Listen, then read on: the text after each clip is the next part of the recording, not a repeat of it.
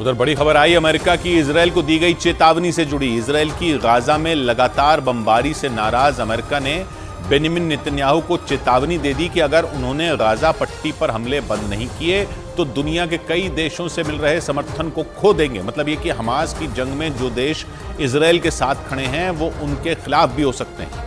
माना जा रहा है कि इजरायल पर अमेरिका का गुस्सा इसलिए भड़का क्योंकि इजरायली सेना की कार्रवाई में गाजा में बड़े पैमाने पर बच्चों और महिलाओं की मौत हो रही है और इसी वजह से इजरायल के साथ साथ पूरी दुनिया में अमेरिका की भी किरकिरी हो रही है।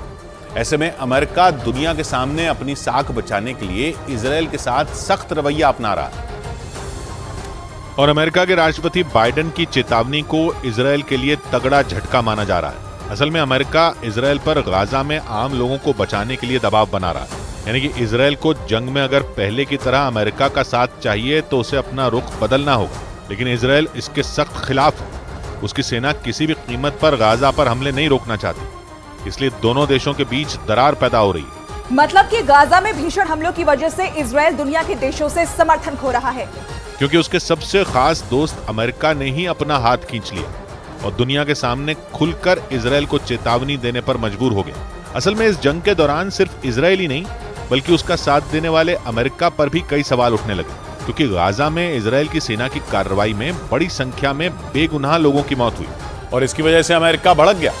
गाजा में इजरायल की सेना ने हमास से निपटने के लिए ताबड़तोड़ मिसाइलें दागी, लेकिन आरोप है कि अपनी कार्रवाई करने के दौरान इजरायल के सैनिकों ने वहां आम लोगों को भी नहीं बख्शा।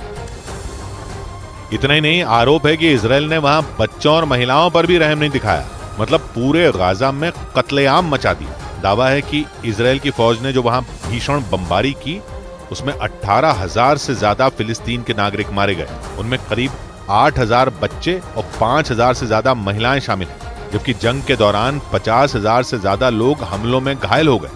इतना ही नहीं, करीब 8,000 लोग लापता बताए गए और बड़ी संख्या में हुई लोगों की मौत के बाद भी इजरायल की सेना रुकने का नाम नहीं ले रही है, क्योंकि जंग की शुरुआत में उत्तरी गाजा को निशाना बनाया जा रहा था, लेकिन 2 महीने बाद दक्षिण गाजा पर भी इजरायल के सैनिकों ने हमले तेज कर दिए और इन्हें रोकने के लिए अमेरिका ने मोर्चा खोल दिया। राष्ट्रपति बाइडेन ने यह साफ कर दिया कि अगर इजरायल ने हमले नहीं रोके तो जंग में वो अकेला पड़ जाएगा।